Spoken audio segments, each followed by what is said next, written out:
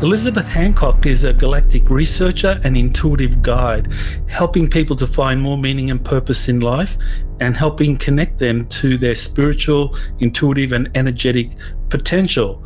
In her professional life, she was a management consultant, but in 2013, after her mother's passing, she began to experience some exotic events, some esoteric circumstances, such as communication with her mother, and that prompted her to awaken to the potential of the subconscious mind, consciousness studies, and that helped her understand the multidimensional nature of ourselves. She has written 2 books, the most recent of which, Human Origins, The Multiverse and Our Star Ancestry, Who We Are, What Happened and Where We're Heading, is one that opens up a rich panorama of the human extraterrestrial contacts. You're listening to Exopolitics Today with Dr. Michael Salla, your source for the uncensored truth regarding the human, extraterrestrial, global, and political agenda. Click the like button and subscribe to this channel. And now, here's Dr. Michael Salla. Well, welcome, Elisabeth, to the show. Thank you. Thank you very much, Michael. It's great to be here. Well, I'm always fascinated with what is it that triggers people to move away from a conventional career and then to kind of like pour their heart and soul into something that they previously would have dismissed as kind of like woo-woo and kind of like tinfoil hat area. So, yeah, I mean, with you, you want to just maybe elaborate on what it was that made you give up that conventional life and go into this deep dive? Yeah, well, I suppose it was after my mother died, 2013, and I just started to talk to her. At the time, we were stuck inside a flat. It was very hot outside. The kids were tiny. And this went on for about 12 months. I began to talk to her. And then one day my sister was coming to visit, and I asked her if she had a message for her. And she relayed this message, which I then relayed to my sister. And it was so profound for her that I wondered if I was actually talking to my mother. And it started me off on a journey. And I started to research. At the time, I had a very ego-dominant analytical mind, working in business for 30 years. And I needed to have some answers. And of course, I wasn't connected to my heart then. We've all been sort of made to not trust ourselves, not trust our intuition. I was still ridiculing my intuition and, feeling that it was woo-woo and weird and wacky, and I couldn't talk to anyone about these experiences that I was having. And then, funnily enough, something else happened. In the flat that we were in, my daughter started to talk about her past life. And she talked about this for about 2 years. And she started to see things in the house, and she would just sort of point out things and describe them. And it was just so bizarre. And because it went on for such a long time, it really, you couldn't ignore it. It wasn't just a passing fad, So I really went to town with my first book, and I just researched so much. And that's the culmination of my awakening journey, I suppose, is what it is, my first book.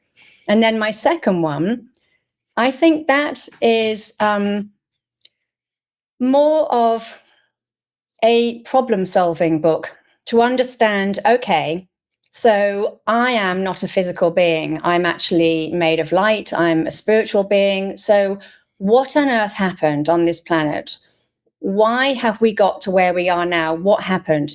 Who did it? These sorts of things. And that is where I went with the second book, proving to people that so much has happened on this planet that we just do not get told about at all. You think of what we study at school, and it's nothing compared to what is actually out there. And I just felt again that people needed to know this. So that's what led to my second book. Okay, well, we will soon dive into your second book. Now, you also mentioned that you developed skills as a channeler and a QHHT practitioner. So how did that happen? I mean, when did you suddenly begin channeling, and was it like you're communicating with your mother that kind of triggered that? Yeah, I think communicating with my mother for 12 months, I think it really shifted something in my brain, and just enabled my brain to work in a different way. And actually, I now teach psychic development to people, and I can see that that is also brain training. So I do think that there's a part of this that our brain can remember a way that we used to work, and we can train it to get back to that same way. But I also worked with a shaman for 9 to 10 months because I felt like something was trying to connect with me, and I wanted to understand what it was. And I asked him if he would teach me how to channel, and he did. And then the more I was learning how to channel, the more I just felt I was able to connect to something that was beyond this planetary sphere, if you like, or realm. And I have reservations about channeling. I think that, much of it is probably just downloading from the field. But I do feel that we sometimes can get snippets of information, which is very interesting for me as a researcher. Yeah, I think it's very interesting when people channel deceased relatives, especially it sounds like you were very close to your mother, and you would have had a connection with her, so that when you were hearing or when you were doing that channeling, you probably felt her energy, and I think that would actually be a good way to develop a skill like channeling, that it's with someone that you truly are connected with. You can feel their energy, and then from there you might try experimenting with other beings. Yes, and certainly when I learned to channel, in fact, this was actually another profound moment for me. And it's times like this when you get these sort of, you get this proof, which your mind, your ego needs to have proof of something. And when we were doing the channeling, I could feel this wavy feeling.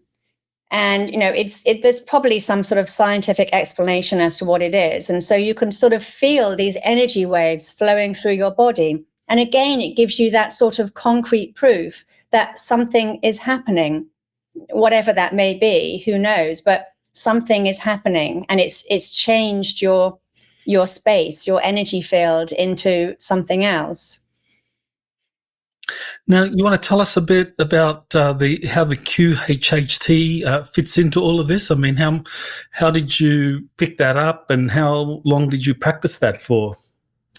Yeah, well, I think it's the same thing. I like information. I want to understand what's going on in the world, what the true nature of reality is, how all of this works, why we're here, what's the point of all of this. And with QHHT, you can actually access quite a lot of information from people who I think are probably more... what's the way of describing it? People who already have that open mind, who are probably more connected to energies in a way that others aren't.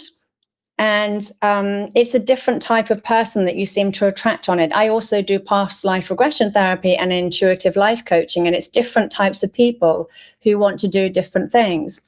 And I do theta healing as well. But with the QHHT, it allows you to go very deeply into the subconscious and access information that you wouldn't necessarily be able to access without using that particular modality. And for me, it really is all about understanding, researching, understanding what's going on, what is the true nature of reality, how does it work, how does it all fit together. And I've learned a lot. For example, the different nationalities maybe have different experiences. So one particular one is that working with 3 Italians helped me to understand that they were very much talking about reptilian influences. And this then made me think, well, then maybe that's related to the Vatican. And then I researched the Vatican and how the Catholics have dominated the world at a certain time period. And so it allows you to see things and to put together dots, join up dots that you wouldn't necessarily be able to do without using that particular modality. Okay. Now, did your daughter's experience where she recalled a prior life for over 2 years, did that kind of like influence that particular dive into QHHT and past life memories? I don't know, actually. It was quite a lot earlier. I just think that I started reading Dolores Cannon's books, and I found them very interesting, especially things around the true nature of reality. And so therefore I was attracted to do her modality, because I felt that she was more out of this world, if that's one way of saying it. Mm-hmm. And she was able to access, I think, other entities and beings that were not from this realm, maybe. And I think that's where, I think the awakening I had with my mother, that's probably what pushed me into that direction, that I began, and of course with the channeling as well, that I began to understand and see that it's not just us here. And I wanted to understand, what are ETs? What are UFOs? What is space even? And to understand more about these different things, but you have to get beyond the mainstream to start exploring these properly, I think. Well, this takes me to the Atrahasis. Now, I know that was one of the classical Sumerian texts that you studied in your Human Origins book. And one of the things that is very clear in the Atrahasis is that it gives you a perspective that many would consider to be like the Anunnaki perspective on the creation of man, that this council, this assembly sanctioned Enki to create humans to be workers for the Anunnaki. And so Enki and his consort created humans from the primitive man that was on the planet, along with Anunnaki genetics. But on the other hand, there are those that look at the Atrahasis and say, well, this is a text that represents kind of like the manifesto of the victors of a war, and that what really happened, wasn't that humans were created by the Anunnaki, it was humans were dumbed down, that a war had been lost by an earlier civilization, planetary civilization that worshipped the goddess Tiamat, and that these were like highly evolved humans, 12-stranded humans, and they lost the war against the Anunnaki, and then they were dumbed down. So, yeah, what are your thoughts on that?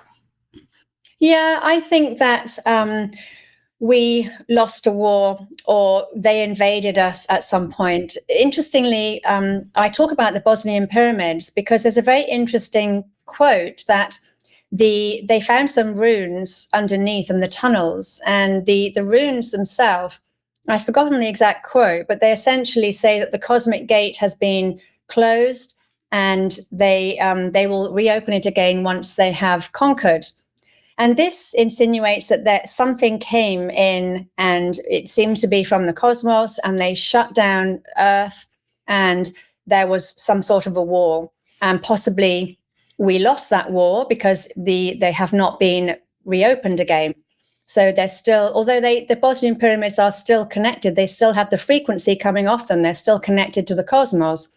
It seems like maybe it hasn't been reactivated again. And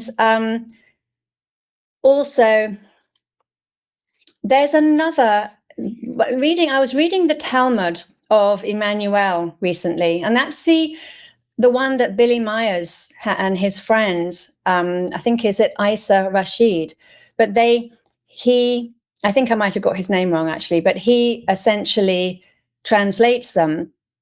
And in here, he talks about how a man or a person called Samsara or Samjara came from the other side of the universe, and came here and essentially created humans.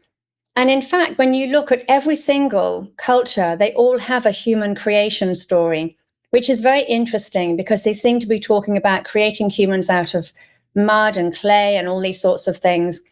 And as much as the evidence is there to say that humans were created, my gut feeling is that we were not created. We were not genetically altered from a primate or from Neanderthal Homo erectus, but we were actually genetically downgraded. And I do feel this myself. I don't know if it's the Anunnaki or Samjara or another space traveler or, soldiers or reptilians or greys, or I'm not too sure which one it is. And maybe it's all, or maybe it's none, but it may even be AI. So, but we know that something came here, something conquered, and our world changed. And we can see that when we look at the old world technology. And I ran a Tartaria conference it's on my YouTube channel. We ran it for 14 hours and we had 10 speakers that came on, and they were all talking about different parts of the old world. But what they all made very clear was that the old world was this thriving place where they were working with sacred geometry, they were working with sound, with cymatics, that they were creating incredible architectures, the architecture which most likely housed free energy. It ran across the entire world. It literally was in every single country. They all had these sort of similar types of buildings, these incredible buildings that just could not have been built by hand. And something then happened. Something happened in the 1700s, and it looks like in the 1700s, this is when we got shut down. But how could that be in the 1700s? Sitchin's book talks about 450,000 years ago. And then we've got genetic changes in humans creating the modern day human is 200,000 years ago or 40,000 years ago with Cro-Magnon. And here we've got 1700. So how does that work? And we can also see that time has been altered as well. So Anatoly Fomenko talks about how 800 years has been added on. And he gives a pretty interesting, persuasive argument as to how that could have been done. And it all sort of seems to revolve around these biblical ancient texts, which I suspect have been quite altered in many ways. We know that the Sumerian tablets, the cuneiform tablets, probably were altered to glorify Marduk in some way. And I'm not too sure that these tablets and that these stories would really be going back 450,000 years or 200,000 years ago, because we can see that there have been so many civilizations. Just in America alone, you can see that civilization has been built on top of civilization time and time again. So when the indigenous tribes talk about the world being wiped out, it does indeed look like the world was wiped out. And you see evidence of melted buildings everywhere. And you think, well, what could have done this? Well, plasma bursts, plasma discharge, solar bursts, direct energy weapons, whatever it may be. All of it is showing that our world is far more advanced, and we were not lower consciousness beings, as the biblical texts, even the Indian Vedas talks about there being two types of people living on Earth at the same time. They have the higher consciousness people and the lower consciousness people. And the indigenous tribes say that we were the lower conscious people, along with the indigenous tribes as well. But again, my gut feeling is that doesn't make sense. So someone is lying. And I feel like we have to sort of get back to our own intuitive understanding and knowing to try and find the truth. And I think the truth is that Lemuria was Earth, and something happened, something invaded and essentially took over and genetically downgraded the people who are living on the planet.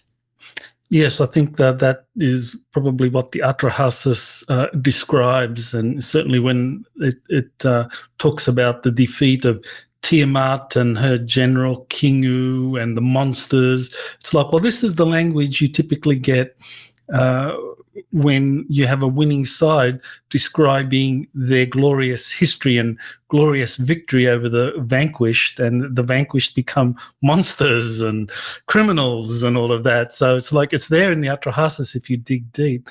But one author that I think really brings out a very important way of understanding what may have happened in history is Michael Cremo, and his book Human Devolution, where he describes a process whereby evolution could have happened, which is very different to natural selection. So you want to explain, what is it that Michael Cremo was proposing? Well, I thought that he was proposing that we manifested ourselves into being.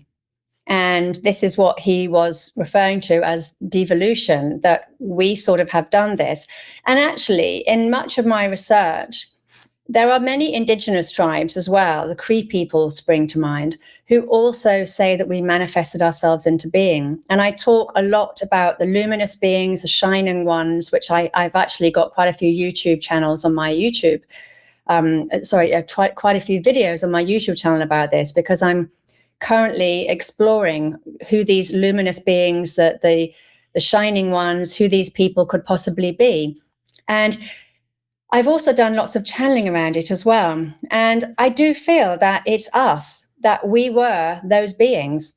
And I think there are other people that say this as well, that we were these light beings, or not light beings, but luminous beings. I think this, to me, indicates that we were more energy and less matter, which maybe we could see that as 5D. So we were possibly a 5D, living in a 5D world. And I don't think we even ate. And that there are still breatharians living on the planet today, people who live off the sun. I'm not too sure that we did either, because one of the interesting things about these Tartarian buildings, the really big ones, is they don't have toilets. And yes, they could be healing centers. Absolutely. The churches and the cathedrals, absolutely healing centers, because the organs, the acoustics, just the name organs, it tells you what it's healing. It's healing the organs. And I definitely can see that. But these massive buildings, many of them in America, how could they have not had that? So, and when you think of things like Los Angeles, the angels, and then you've got the Anglo-Saxons, and you've got the angels as a tribe as well, I think in Germany. And this name seems to come up a lot as well. The Bible obviously is talking about the angels a lot.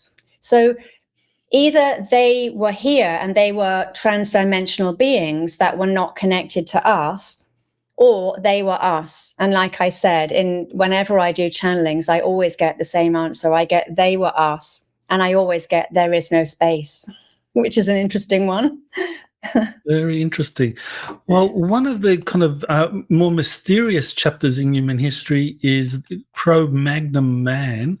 And the Cro-Magnons existed at one point, and you describe in your book how they were taller, stronger, faster than Homo sapiens, but yet they were wiped out. So what happened to Cro-Magnon man?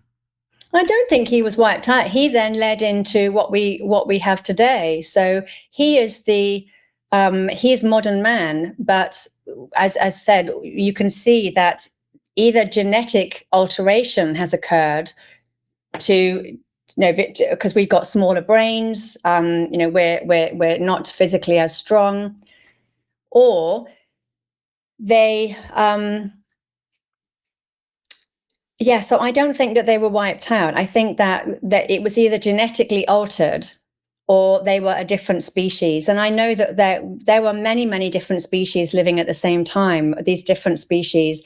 It's a shame that they've never looked at the genetics of Homo erectus, because I think that would be very interesting. So we've got Neanderthal man, we've got Homo sapien and Denisovan. And these are the only genetics that we have looked at. And they do show that we were all different species. We've also got the small ones as well. I can never pronounce their name properly, but the little ones, and we've got, I think that there were many different species of human. And I know that Sitchin says that this, and I think there's another researcher as well, I've forgotten his name, it's Louis, I think. But they both say that this is proof or evidence that we've been genetically altered, and each different species goes off with their new genetic alteration. They go off and then they eventually either morph in with the new species or they die out. And the Neanderthal is supposed to have died out because the fertility issues, they were not as fertile. Between us and them, there was an infertility issue. So it's interesting, and I can't quite make up my mind about all of this with the different humans and the genetic alterations, because it really is something which, it's evidence, it's there, it's right in front of your face, and it's quite hard to dismiss. But I just think that there's a lot more to it than we know. And I know the geneticists do not give us all the information. And well, I was just going to point out that that this is actually incredibly complex, because we're not just talking about the races that you mentioned that is known to conventional anthropologists, but we're also talking about the literature that's come forward from the different contactees that talk about 22 different extraterrestrial genetic experiments going back hundreds of thousands of years. So not only would it have been Cro-Magnon man and Neanderthals and Homo erectus and Homo sapiens, but there would have been variations of each of these in different areas. So because the genetic experiment in, say, the mainland of China was very different to the genetic experiment in Europe and the final product. So I guess this is something that at some point there were different ETs or different gods that were tinkering with the local genetics in a particular geographical area to come up with some new species or some new a line of human that would be that would fit into that area.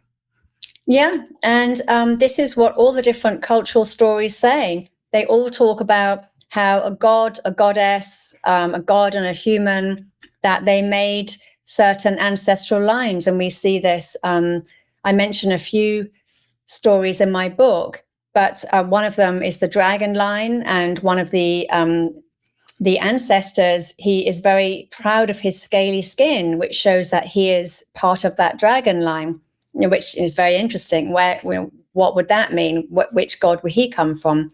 And then there are so many of these different god stories. At first, I thought maybe it was just one common story and different tribes or countries had translated it in different ways.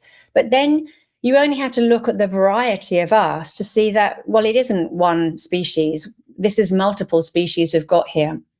And where did we all come from? Where did we originate from? Well, I think the gods are the transdimensional beings. And I think that they were able to come here. I suspect that they used the etheric field, the plasma field in some way, and able to come here from other dimensions and able to orchestrate changes in a way that we are not able to do or don't remember. Well, one of the Sumerian texts that's always fascinated me is the story of Adapa. And Adapa was this perfect man that was created, and you talk about the story. But what I wanted to kind of focus on is how Adapa was advised by Enki not to accept the elixir of immortality that was offered to him. So Enki seems to have been this Sumerian god that was very disposed to helping humans develop knowledge. I mean, the whole Garden of Eden and the serpent that kind of like encouraged Eve to eat off the tree of knowledge, that was Enki, because it seems that's what he wanted humans to be thinkers, to be smart, creative, but he didn't want them to be immortal. So, do you want to talk about the story of Adapa and what the implications are of that? Yeah. Yes. My gut feeling is that he didn't want humans to be immortal either. And I put forward two possibilities. One is that he doesn't trust his father, which could well be true. And the other one, that he doesn't feel humans could be immortal. And I mean, if you look at how humans were being described in those days, that they were being described as slaves. They were killed off, just because the gods woke up out of the wrong side of the bed that morning. There seemed to be no sort of logical reason as to how badly these people were treated. And I suppose, why? I don't think that immortality would necessarily be the answer to that. But I also don't think that Enki or Enlil were our friends. And I know that, Enki was described as being a friend to humans and was always described in glowing terms. But I think it's sort of how you look at it, really, how you interpret it. And I'm not too sure that either of those beings or the Anunnaki were looking at us in a way which was very beneficial to us. And possibly with that knowledge and thinking of how we were treated or how our ancestors were treated, if these stories are true, and there's always a big if to that. But I do think that the Anunnaki I think the term Anunnaki was actually talking about many different gods. I don't think it was just talking about one, but I do see that the Anunnaki family are one family, and a very, very extended family who probably spanned hundreds or thousands of years, and were definitely doing a lot here, mining resources, governing the land. Maybe Enlil was Yahweh, possibly, because Yahweh in the Old Testament was certainly, he just behaved terribly and treated humans terribly. And it does make us wonder, what could have been going on in those times? What could have happened? And it makes sense to me that humans were not given immortality, but I don't think that this is necessarily the fault of humans. I think that this is most likely the gods, and the gods wanting to control their experiments or the earth or the population or whatever that may be. I've often also thought about whether or not this was one bloodline. So Adamu, Adapa, and I've got this again from my sort of channeling, that this is just one bloodline, and we could say that that's the Adamic bloodline, and definitely that could lead into what we could be calling certain religions or today. But that's one bloodline. I think that there are many, many different bloodlines here. In fact, I think that our blood and the alterations in our blood, we've now got this new golden blood coming in as well. I just heard a recent story about another lady who has been found with completely different blood yet again. She's the only one of her type. It's showing that we are genetically changing on a rapid scale. I think that the governments know this. I suspect that this is what the PCR test was for. I feel that our DNA is being gathered and it's changing. So yes, our genetics have been altered and changed many, many times, but it's still going on. And, why is this? What's happening? Well, this takes me to the subject of the giants. And we know that there have been the skeletal remains of different sized humans found different parts of the world. I mean, there you have a diagram showing them as much as 36 feet tall, just in incredible size. So with the giants, I mean, are we talking about, well, when I've looked at this, I looked at it and thought, well, I mean, the Anunnaki, they were doing all this genetic experimentation, building different avatar bodies. So the smaller bodies would have been the workers, the taller bodies would have been avatars for the gods, like in the movie, where so that the Anunnaki, rather than Anu or Enki or Enlil physically being on the earth, that they would somehow transfer their consciousness into one of these avatar bodies, because the conditions on earth would not have been good for their natural bodies. So, yeah, what do you think of that?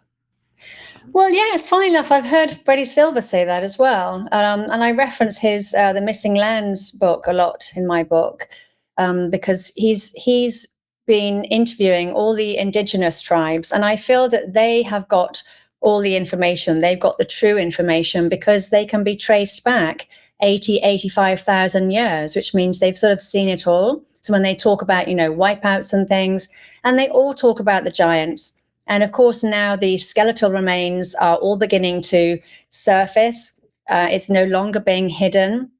And we can see that the giants were on every single continent. Now, I suspect the continents were all connected at some point, but I know from my book that giants were found all over New Zealand, and these were genetically dated to 2,500 BC. And interestingly, they came from Wales, or many of them came from Wales, the ones that they genetically tested. And we also have Crete, which is that's the island of gods. That's not the giants. But we have the giants all over North America in the burial mounds. And I'm trying to think, the British Isles, they're talked about in many of the old English texts, the giants of the British Isles. Many of them as well were found with armor, and they were buried. They still had their armor on. Many of these giants also had double rows of teeth, which is interesting. So it does beg the question, where did they come from? Now, we know from the biblical accounts that the Nephilim are supposed to be the hybrid children of the gods and the female women. And so we could say, well, this is the Nephilim. And the Nephilim were, and we have this also with the North American counts as well. So some of the chiefs in the indigenous tribes in North America, they also referenced their women being most of the women died giving birth to these huge babies, and the huge babies started off okay, but because they were so much bigger than all the other children, they started to take on this more aggressive personality, and this then led to quite barbaric behavior. I was actually talking to a friend of mine the other day who was telling me that many of his friends served in Afghanistan. And he told me that they are still killing giants with red hair today. They're still doing it. There's so many of them, and they all seem to be underground in the mountains. I know the Solomon Islands, the people there talk about how there is a race of giants living underneath the island. And, they're just everywhere. So they must have been a huge part of our world. And this is what the Bible refers to. I know the Anunnaki were said to have been 8 foot tall. So that's one sort of set of giants. They also seem to have an elongated skull as well. But the idea that we had people living on this world going up to 36 feet is just incredible. And the idea that they're still being found today, and unfortunately being killed, which is rather a shame, but I understand that they're quite barbaric and they often cannibals. So where did they come from? I don't know if it's the gods incarnating into those giant bodies.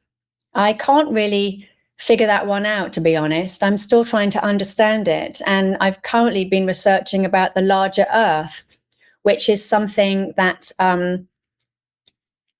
Wim on Rumble talks about this, but it's very interesting. He puts a lot of effort into his research, and it's quite a compelling story indeed. I do think that there's more to this Earth, that there are more continents and lands that we have been cut off from, definitely. But it's hard to tell how large the Earth is. I always felt it was maybe 2 or 3 more continents, but what he's pointing out is that it's absolutely massive. And it does explain the huge petrified tree stumps that we have, the giants, the dinosaurs, which are dragons. Some of these dragons are so huge that literally their spines make up an entire mountain range. How big would our world have to have been to house things like that? And so that's interesting as well. But again, it just seems to also show that our world is not what we think it is. And there have been many different civilizations. And it seems to be that civilizations are sort of wiped out and it's all started again. And it's difficult to understand who exactly is doing this. Is it an artificial reset that's being done, a simulation? Or is it a physical wipeout? And if so, who is it? Yeah, the whole question of giants is a very interesting one. I know the giant of Kandahar that Steve Quayle and Timothy Alberino have talked about. L.A. Mazzulli, I've interviewed him as well. And they talk about giants, but mainly in the sense of these kind of like evil, cannibalistic giants that are depicted in the Old Testament as kind of like a scourge to the people of the book or the chosen people. So they were wiped out. You have it all in the Old Testament. But I remember reading the Dolores Cannon material, Convoluted Universe, and she talked about the giants, and she described that there were positive giants as well that were protecting the humans from these more cannibalistic ones. So it seems that, that there were positive ones there. I mean, do you know anything about them? I also feel there were positive ones. Like I said, I feel it in my gut, and I do feel that they were protecting humans, that they were protecting the land. I think they were possibly protecting portals. I do think that Earth itself is covered in portals and going off to other realms, other spheres, other worlds, whatever we want to call these places. I don't think space is what we think it is. And I don't think Earth is what we think it is either. I think it's very, very different to that. And I know that I think that the giants possibly had a hand in building some of these massive monoliths, the dolmens, where, these huge rocks and things, because that's talked about in the old British texts, that they used to build these sacred sites. And I don't think that shows barbaric behavior. So I do think that there is a little bit of evidence to show that they weren't all barbaric. And I suspect it really depended probably, again, on what their genetic makeup was, who their mother and father was. Mm-hmm. Well, I want to share something. I don't want to talk too much about it, but I had a vivid dream recently where I met some giants. I saw them, just a group of them. It was like a group, like there were 12 of them. And they were in this 15-foot range. And what I felt from them was this peace, this harmony, this loving energy, and there was like a crowd that was there with them. And I was just taken into the crowd. This is just a vivid dream. I just remembered waking up with this vivid dream thinking, wow, I just met these giants. And they were, the feeling that they were, the feeling I got being in their presence, that these were really peaceful, harmonious, ancient teachers, that they were being acknowledged as these ancient teachers.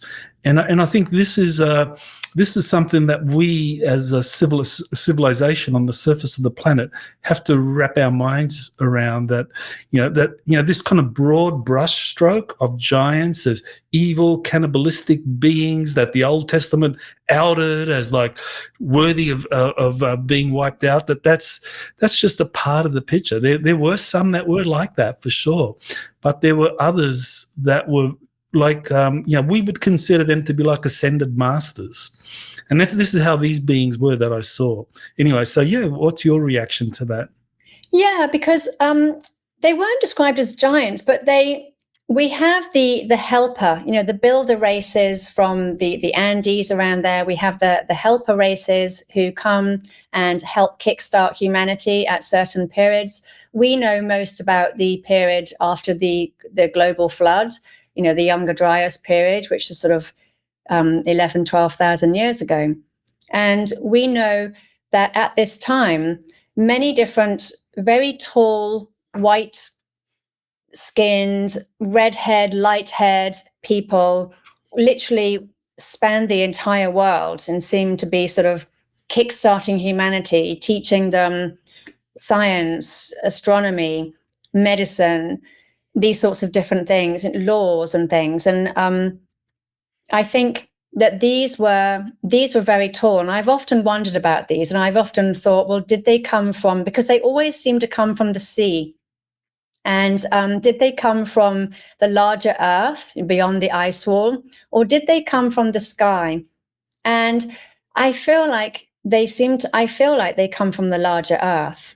And again, I don't know how to explain this, and maybe the larger earth is a multidimensional earth, but it feels like that for me. However, having said that, I do feel that there are different beings that come from the sky, but I feel that this is possibly something a bit different. So, yeah, I don't know.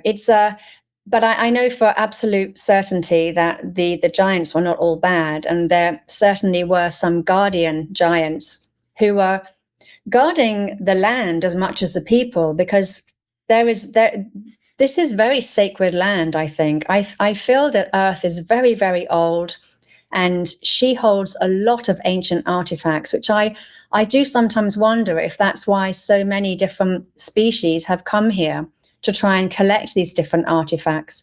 And I mean, of course, we know the deep state are busy looking for them all. Hitler was looking for the Spear of Destiny. And, where's the best place to look? Well, with the oldest line, with the oldest families. And that's I think the Jewish. Yes, I think there's a lot of ancient secrets that are out there, and that these are tied in with some of these giant stories. So I certainly think that in terms of us awakening as a civilization, that we are going to eventually have to kind of deal with these petty biases that we've developed, that, all giants bad, that no, we need to acknowledge that some of them, and may actually be like the majority when you go into the inner earth, that I don't know, that they are benevolent, loving beings that that they are keepers of the ancient secrets. And so we need to kind of like be prepared for that. So yeah, and I definitely am looking forward to whatever further experiences are in store for me as that particular experience seemed to kind of open the door to something developing down the line. Yeah, I can see that you've got the intuitive wisdom as well. Yeah, I think it comes from the heart, and I think our heart it stores memory. It stores our past lives, our soul memories, and when we work from the heart, I think that we understand a lot more about the true nature of the earth, of reality, of space, of all these different things. I think we understand it more than the mind understands it. Exactly. Yes, the heart knowledge, because I mean, in that dream, I could just feel, just from the heart, what loving, peaceful beings they were, and how ancient as well. They were so, and that's not something that comes from the head, because the head knowledge is like, well, give me the evidence. And Yeah. And also tons of it as well. The head it's like, it's this big sort of, so many voices in the head, and you can't figure out, well, which one's true, which one's real. But the heart only has one voice. Exactly. So very important. Well, I wanted to now bring up this, the Paracas skulls, the elongated skulls, because they're such a big part of our history. And here you've got this is in, I believe that's from Paracas, Peru, and I've actually traveled there. I saw that.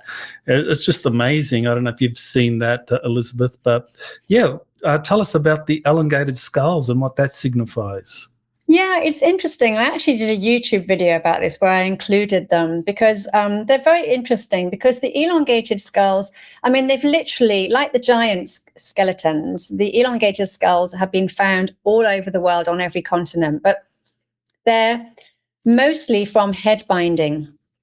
But the fact that every single culture, continent, country, whatever, used to bind the heads of their children shows that this was something which was really, really deep within their cultures. It was very, very important for them. And we now have these ones here. We found some that are not completely human. Now, I believe that these ones do have quite, the human DNA ranges from around 25% to around 75%. So it's showing that it's either some sort of a sister species to Homo sapien, and there's probably a different father in there as well, because of the way that the chromosomes are looked at. But these skulls, they I mean, to me, they don't feel human, but they could be from, again, the larger Earth. They could be a sister species. Freddie Silver gives an interesting account where he talks that one strain of Homo sapien went off and essentially started to work in a more spiritual way. And this allowed their skull to grow. So essentially, this part of their brain grew, and then the skull grew to house it. Whereas we worked with the neocortex grew, and we created a rounded skull. So essentially, because they grew the part of their brain which works with the spiritual, in a spiritual way, it works with the spiritual realms, you could say, but they were able to essentially become highly spiritually evolved people. And I quite like that theory myself. I think it sort of makes sense. Of course, the other theory is that they come from somewhere completely different, which I know is what most people think, that they come from a different planet, from a different galaxy, and they've come here through portals or through plasma craft or however it is they get here. And they are signs of extraterrestrial species. And again, I'm not discounting that either.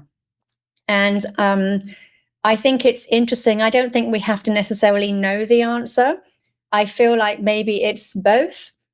And for me, whenever I think into this and feel into this, and as you can imagine, I've channeled a lot around these different things. And whenever I feel into it, I just always feel very strongly that we are multiple different species, and not some of them not human. But we all share human DNA. Now, in your book, Human Origins, you talk about Akhenaten, Nefertiti, and they also having the elongated skulls. And they were, of course, rulers. So that raises the question then, well, are these examples in history where you see people in positions of power having these elongated skulls? Are they like the hybrid offspring of these more ancient gods or extraterrestrials that interbred with humans? Yeah, and they may well be. They may well be. I do feel that Akhenaten and his wife were not of this planet. I do get that sense from them. And there are other elongated skulls, which I get the sense that they actually are from this planet. So I think it's sort of different. And I think that I know that people talk about the Arcturians as having the very, very tall skull, and that it's maybe the Arcturians that came here and created these different bloodlines. I don't think that they are the Arcturians myself, but yeah, I'm just trying to feel into where I feel that they could come from, and I just don't get that feeling of exactly which planet, which galaxy, which universe, wherever they could have come from. What are your thoughts on that? Because I actually really would be interested to know what you think. Yeah. Well, I know from Corey Good, and his testimony is very controversial, but I think he's in his early years. I mean, he was really putting out some good information. But he talked about these pre-Adamites that crashed in Antarctica, and that they had the long elongated skulls, and they crashed there, and they established the civilization, and that kind of spread all over the earth, and that their hybrid offspring were kind of like, the pre-Adamites themselves were like 12 foot, 15 foot, something like that. They were giants, but their offspring were like close to human height, like 7 foot, 8 foot, and that they were the natural rulers, and that over the course of history that they kind of through interbreeding became like the ruling elite, and that's where we get into the whole notion of Homo capensis, and Yes. and a lot of the bishops or the cardinals in the Vatican actually being these Homo capensis. So you Yeah, I know. And the Rothschild, there's a picture of the Rothschild with his, forehead up here. And I know, I have felt into that one a lot as well. And that seems to that theory seems to discount the reptilians, which is interesting because, like I said, I've done so many regressions with people, and reptilians always seem to come up, and the greys as well, always come up, where you never get anything, like Homo capensis coming up, or Arcturians coming up. It's always the reptilians and the greys, which I find interesting because they're unrelated people, So how do they fit in? And, I don't know. What do you think?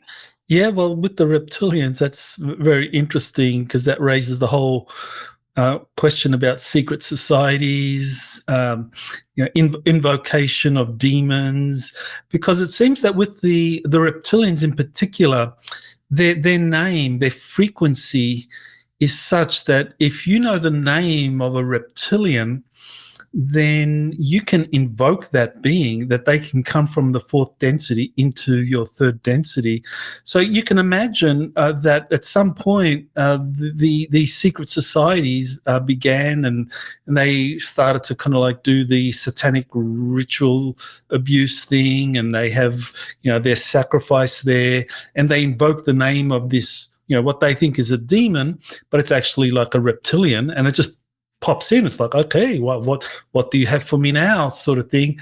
And that so around those ceremonies over the course of centuries, thousands of years, you would have had an elaborate system for these reptilians asserting themselves as like these hidden gods or rulers, demons, however you want to frame it, that were in control of these secret societies where these people worshipped who they were summoning, because they provided great power, influence. They're incredibly psychic and powerful beings. So yes, I think that this is probably how a lot of these dark secret societies began. People just invoking reptilian names and passing that on to their offspring and just building elaborate ceremonies around it. Well, it's interesting you say that, because actually something I refer to in my book is that it's with John Dee, who is, the right hand of Elizabeth I, and he was supposed to have discovered ancient texts. And he used these to try and get more power for Elizabeth I so she could beat her enemies. And so he called in this demonic entity. And it's around the same sort of time period, that we can see things started to really shift and change. And I do think, regardless of extraterrestrials, UFOs, all these different things, which, do seem to come up in all of our ancient texts, I do think that what we are witnessing today is demonic entities, and I feel that they have called them in. And I think this is something that's actually happened much later on, and that's why things have shifted in the past 300 years. And I also feel that that's separate to the Anunnaki and the biblical accounts and all these sorts of things, that whenever I channel around this, I always, get the information, well, that was ages ago, that, that's sort of null and void. And what we have here is possibly this calling in of this demonic entity. And I'm not even too sure that John Dee quite knew what he was doing, to be honest. Maybe he did. Maybe I'm being too kind, but it explains a lot. It does, yeah. It's very interesting, because in all my research, I haven't found any evidence that invoking the name of a particular ET group, whether it's Arcturians, Pleiadians, Anunnaki, like invoking their name brings them. But it's only in the case of the reptilians that if you recite the name of a reptilian, they come.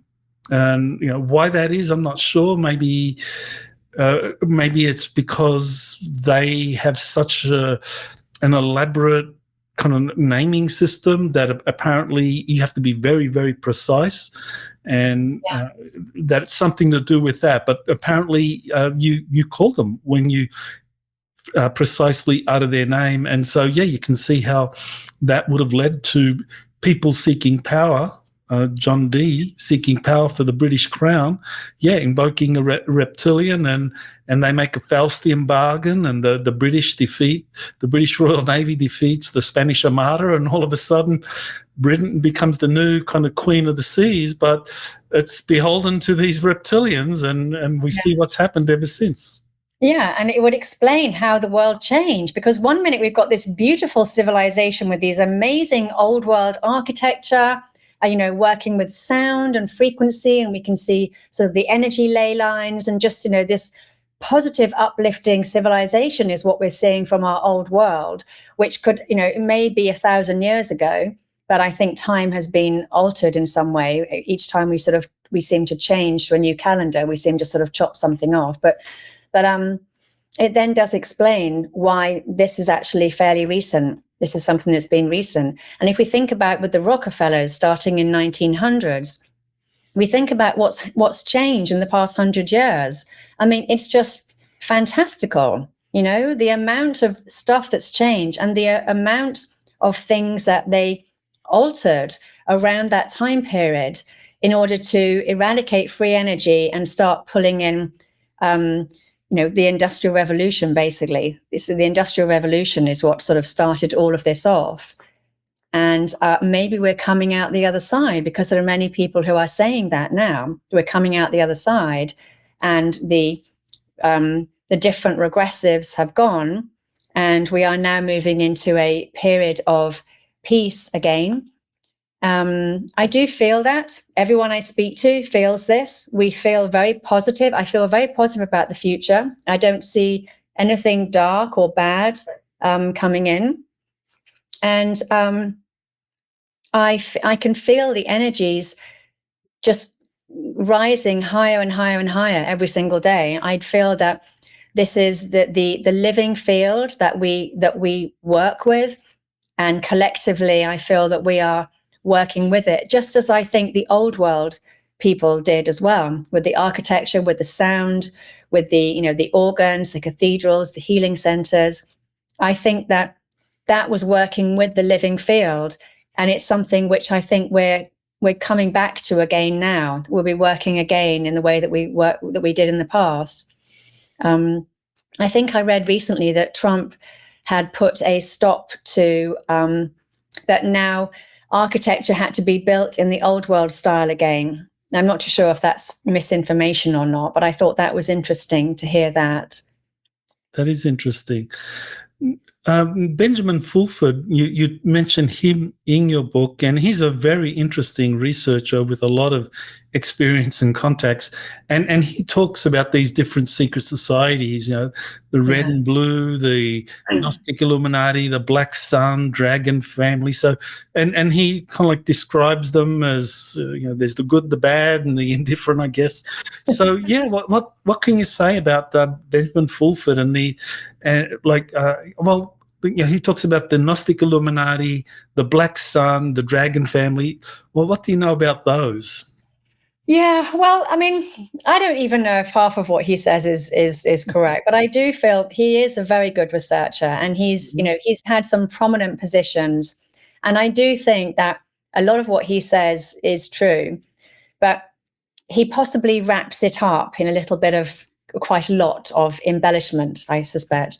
So I haven't seen any other sources that talk in depth as much as he does about secret societies, which is why I devoted an entire page to referencing him, because he's the one that really comes out with all these references about these secret societies.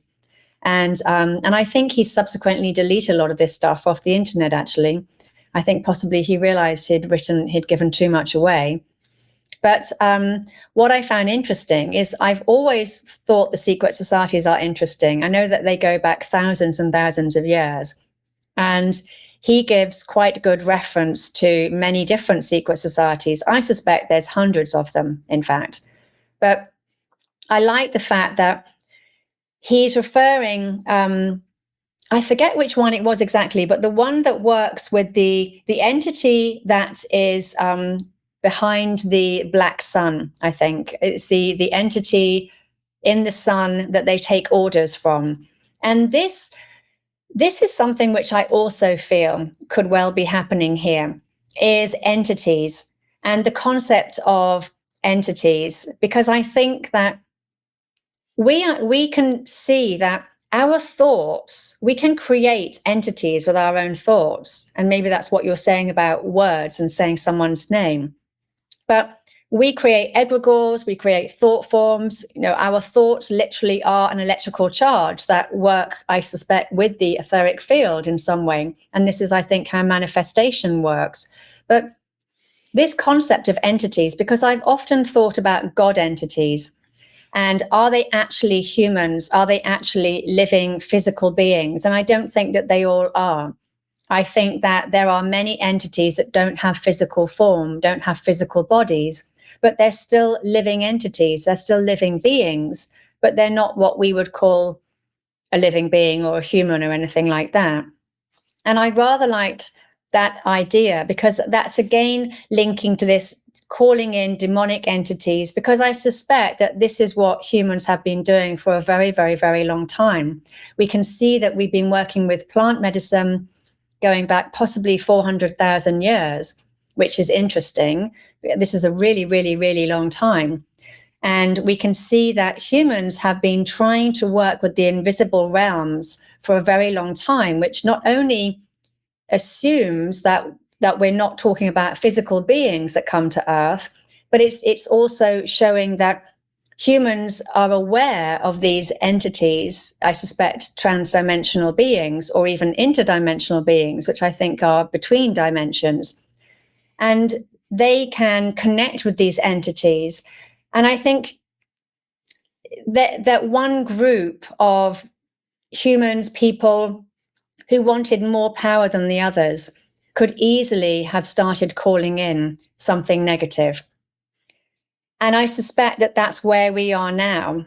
And yes, absolutely regressive races, reptilians, greys, all these sorts of things, but also entities as well, huge entities, God entities. I see that the universe is filled with all sorts of different entities and beings, and they come in all shapes and sizes, I think, and not all of them have physical bodies. Now, in your book, you talk about this book authored by Heinrich and Ingrid Kusch, It's a German book, but the English title is Secret Underworld. And they talk about all the tunnels, all the entrances to the inner earth being sealed by the Vatican between 1550 and 1590, which was the era when they had these incredible UFO battles in the skies that have been kind of depicted in artwork. So what did you find about that? I mean, did that really happen, that prior to 1550 there was this kind of like open communication with the inner earth civilizations, and then the Vatican said, no, we're not going to do that anymore, and it's all sealed, and anyone that talks about the inner earth beings are going to be excommunicated and tortured and so forth? Yeah, I haven't read their whole book because it's in German, but I mean, I have seen that there are letters. They give evidence of these letters that were being sent to the. They were sent to the landowners at the time, and the landowners. So they were all. Thank you. So the landowners were essentially told by the church, seeming to assume that the church was in charge. But the landowners were told to seal up the entrances to the inner earth, and also to put up notices saying that no one was allowed to anymore do trading or do any form of trading or working with these subterranean cultures. I think that if we look at how many sort of wipeout periods we've had, how many civilizations have been destroyed, we can, and the indigenous tribes talk about this, we're on our fifth world, and some of them even say our seventh world. So we can see, and also from the melted buildings, the different layers of cities underneath in America, we can see that we have definitely had civilizations upon civilizations. And I suspect during these catalytic events, so some of them were really, really really catastrophic, that people went inside the earth. So when they're talking about subterranean cultures, they could easily be talking about people who decided that it was safer inside the earth than it was on top of the earth. And I can absolutely believe that. But my gut feeling is that there are many, many different civilizations living inside the earth. And they are not all what we would refer to as human. And I think that, as you said before, I think there are giants there. I think that there are probably still dinosaurs, dragons living there. I think that there are many different things. They have their own ocean. They seem to have their own sun, from many accounts that talk about this internal sun. And also I talk about in my book crystals. I mean, we know that there are millions of crystals inside the earth, and crystals, you can grow vegetables from crystals, you can heal from crystals. Living in a place where there are millions of crystals would give a very different type of environment where people could thrive, I think, and people have obviously been thriving. So I suspect that it's all sorts of different people living inside the earth. And I think was it Hitler who sent a group of people to explore, and they came back and they said that they had discovered inside the earth, and they had found different civilizations living there. And of course, we have Mount Shasta, Telos, these sorts of places, with the Tibetans talking about underneath them as well, underneath the Himalayas, there are inner earth societies there. And I do feel that this is the case. I do. Yeah, there's this book, I'm sure you've probably heard of it, the Transylvania Sunrise series, where there's one of the, I think book 3 in that series is Inner Earth, and it talks about these portals that are near the surface of the earth, or actually on the surface, and you can use those to go into the inner earth, but they're guarded, that they're very well guarded by different beings, entities, whether it's the secret societies or whether it's the inner earth beings. And depending on how highly evolved you are, you can go deeper and deeper into the inner earth. And that at the very center is kind of like the Holy of Holies, where you get Shambhala, where it's like 6th or 7th density, and there's an inner sun and magnificent cities down there, crystalline cities and so forth. So the Radu Cinema book series is well worth taking a look at for information about the inner earth. Yeah, I will, because I also think that there are higher dimensions down there as well. I mean, I just see Earth as this multidimensional sort of portal. It's just portals all over the place. It's not physical. That's the thing. Nothing is physical in the universe.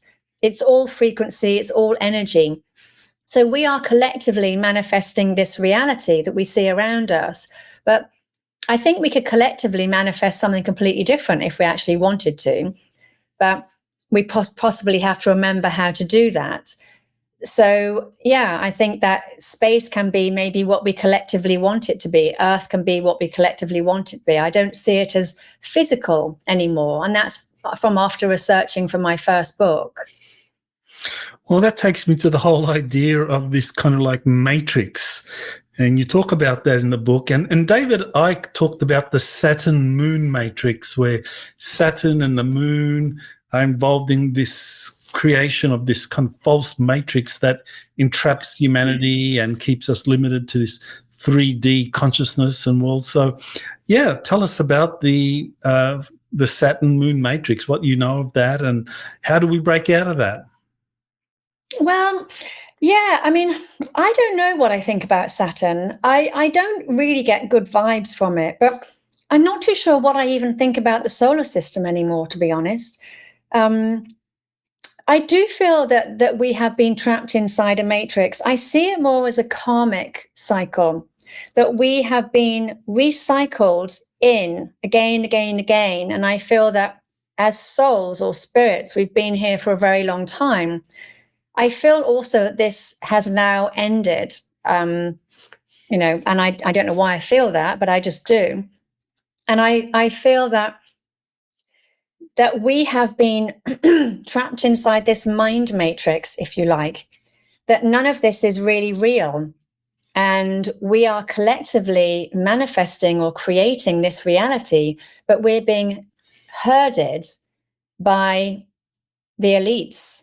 And we're creating a reality that suits them. So, they are the leaders of this reality. And I did find, I don't know if you've heard of this, but I found some music which was supposed to have been created by someone that came from Saturn. And you can find it on YouTube, actually. And I nearly put it in the book, but then I listened to it and I thought, that's not really very nice music. So I didn't put it in. And my feelings about the different planets in the solar system are, I'm not too sure that, I don't know, they don't feel very real to me. And I don't really know why that is, in all honesty. But I thought David Icke talked about the reptilians a lot. Oh, he sure did. At the beginning, not so much now, but okay. Is he not? In his early books, he definitely talked about the biggest secret. It was all about the reptilians and SRA and all of that. Yeah. I wanted to ask about, and I know this is a big part of your book, how to activate our DNA and light codes. And so the question is it really feasible? Is it possible that we can regain 12-stranded DNA that once humanity had? Is that possible? And what is it? I do think it's possible. I think that we probably all wake up at different points, different times.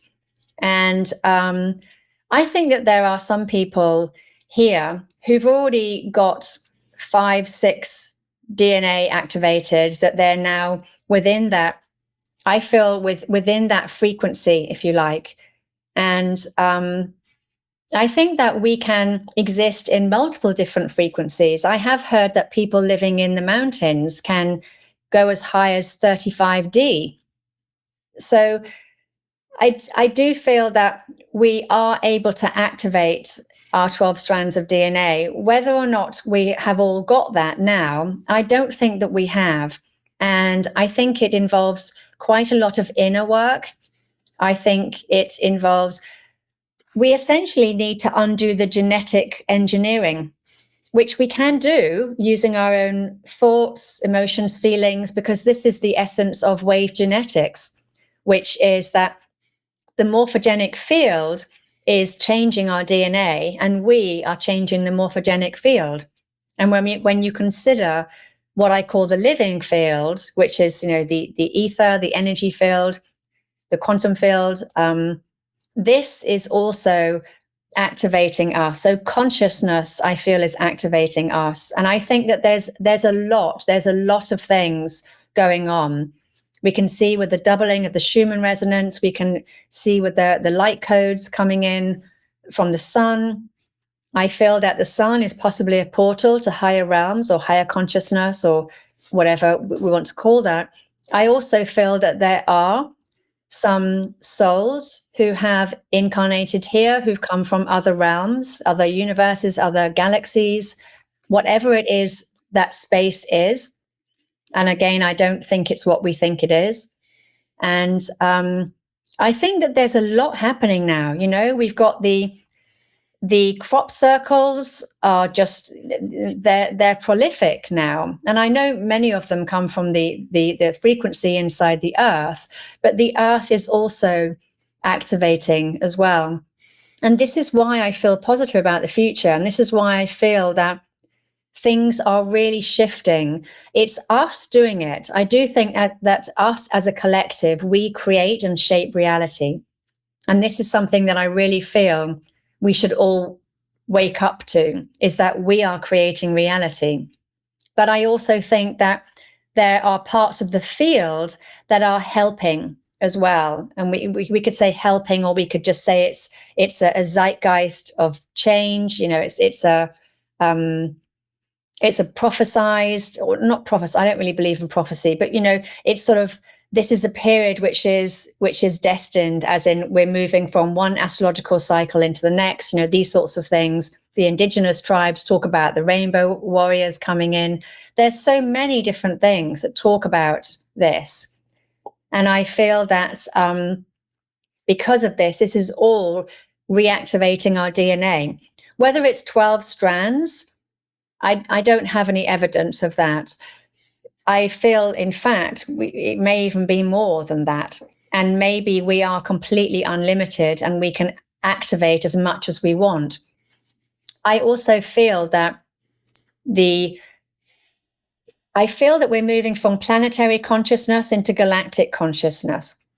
But when I talk about galactic consciousness, I'm not talking about the galaxy or the universe. I'm talking about we're expanding out of planetary consciousness into a more expanded consciousness, where we start to understand what ETs are, what UFOs are, what the living field is, how we manifest reality, how the true nature of reality works, that we're able to expand our consciousness into a level where we can start to understand it and comprehend it in a way that we weren't able to before, is sort of how I see it.